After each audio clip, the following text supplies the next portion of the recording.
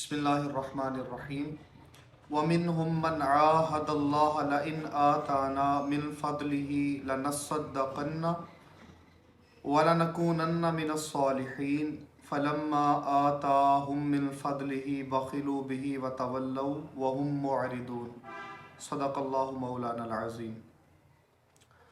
ناظرین، میں نے سورۃ التوبہ کی آیہ مبارکہ آپ کے سامنے تلاوت کی۔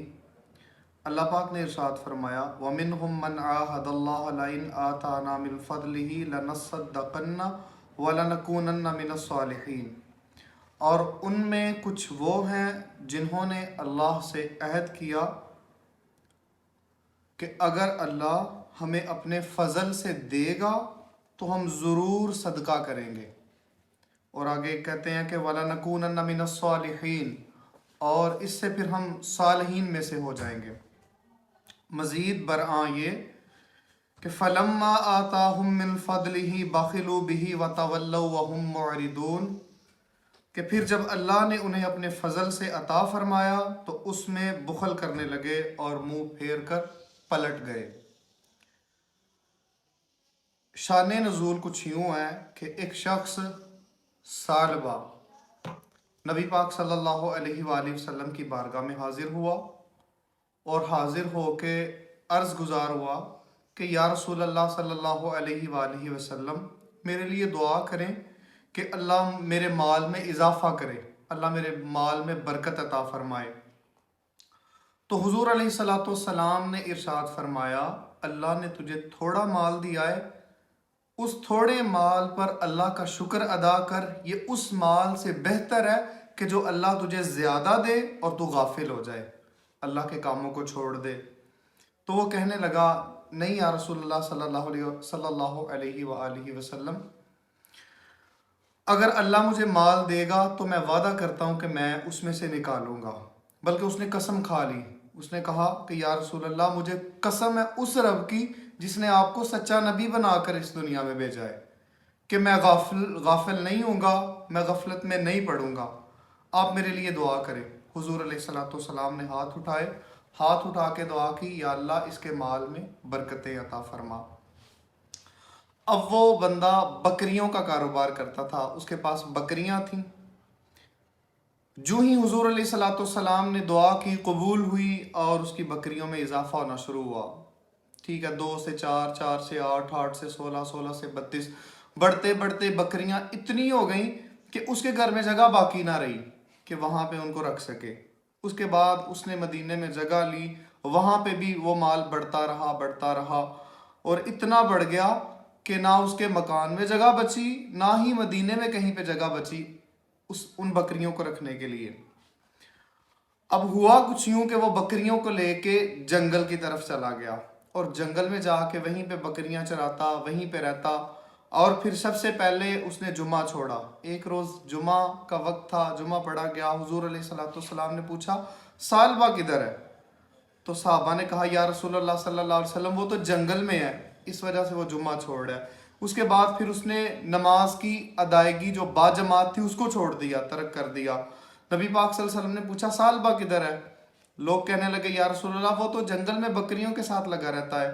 تو حضور علیہ الصلوۃ والسلام فرمانے لگے ہائے افسوس سالبہ پہ کہ وہ غفلت میں پڑ گیا۔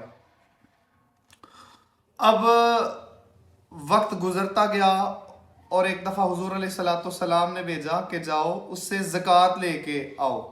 حضور علیہ الصلوۃ والسلام نے فرمایا کہ سالبہ کے پاس جنگل میں جاؤ اور اسے کہو 2.5% تمہارا بنتا ہے زکوٰۃ کا، تو تم اپنے مال میں سے اتنا حصہ اللہ کی راہ میں دو۔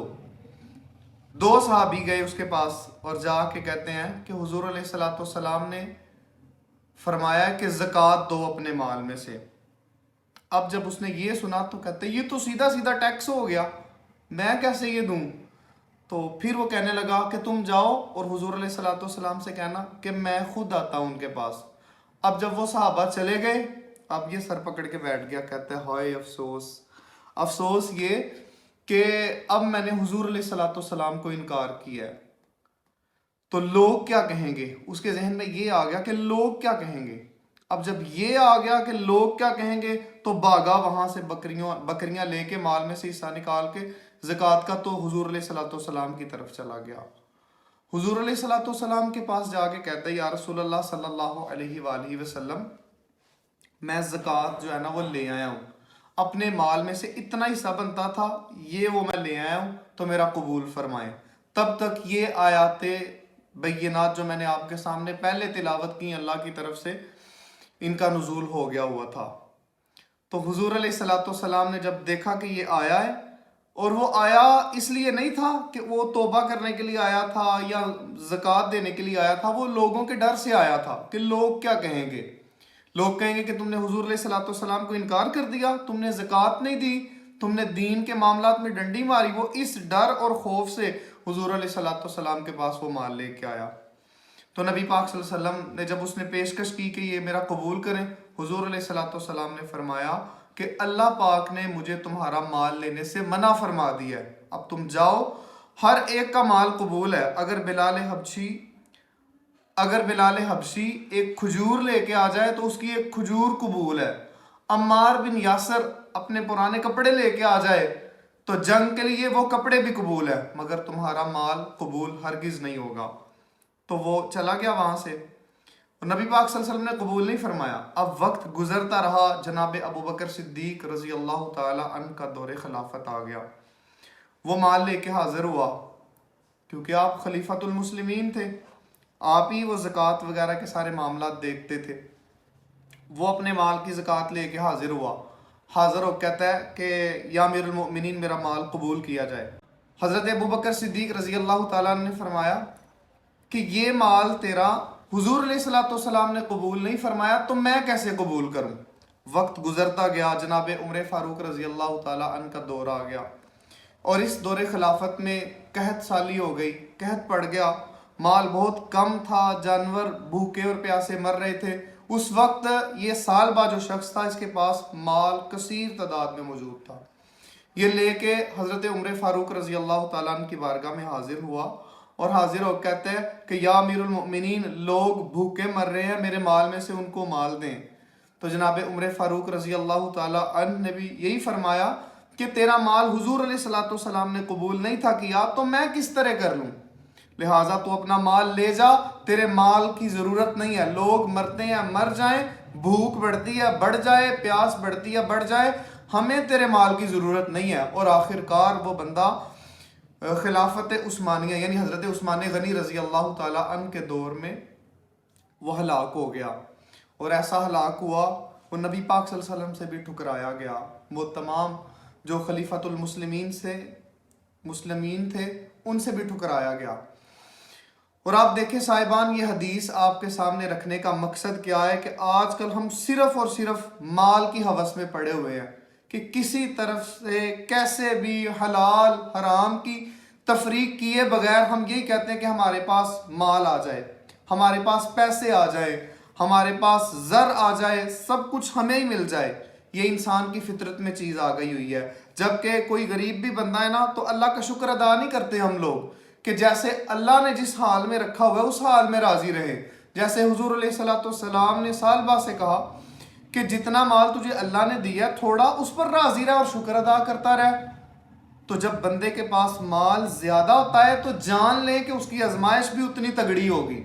اب مال کے نشے میں بندہ رب کو بھول جاتا ہے، حق سے منہ پھیر لیتا ہے، اور آخر کار پھر جس طرح سالبہ ہلاک ہوا اسی طرح وہ انسان بھی ہلاک ہو جاتا ہے۔ یہ اور کی جو طلب ہے نا، یہ لت بڑی ہی بری لت ہے کہ جب آپ کے پاس کچھ آ جائے نا تو اور کی طلب آتی ہے کہ کچھ اور مل جائے، جب اور آ گیا تو پھر اور کی طلب آتی ہے، اور کرتے کرتے آخر کار انسان جا کے قبر میں گرتا ہے، اور وہاں پہ پھر اس کا پیٹ بھرتا ہے قبر کی مٹی سے، اس سے پہلے انسان غافل ہو جاتا ہے۔ تو صاحبان جب آپ کے پاس مال آ جائے تو پھر اللہ کی پناہ مانگا کریں اس مال سے کہ وہ مال آپ کے لیے آزمائش اور فتنہ بن جاتا ہے۔ قرآن نہیں کہتا کہ انما اموالکم و اولادکم فتنہ، تو اس فتنے سے بچ جائیں، زیادہ کی طلب نہ کریں، جتنا اللہ پاک نے آپ کو عطا کیا ہے اس پر راضی رہے اور اس کا شکر بجا لاتے رہے۔ اللہ پاک مجھے اور آپ کو اس نحوست سے بچائے۔ اور ہمیں عمل کی توفیق عطا فرمائے. آمین بجاہ نبی الامین.